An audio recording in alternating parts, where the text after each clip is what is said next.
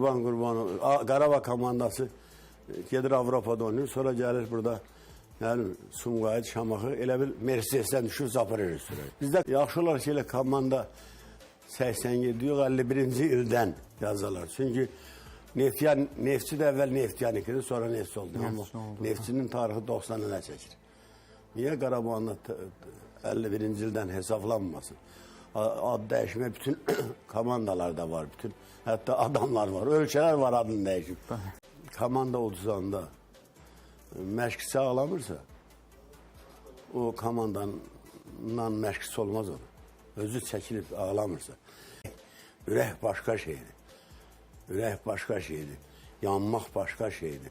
Məsələn, mən region komandalarını tuturam əsas, düzdür. Zirəni də tuturam Rəşad Sadıqova görə. Dostum da onu da kamam.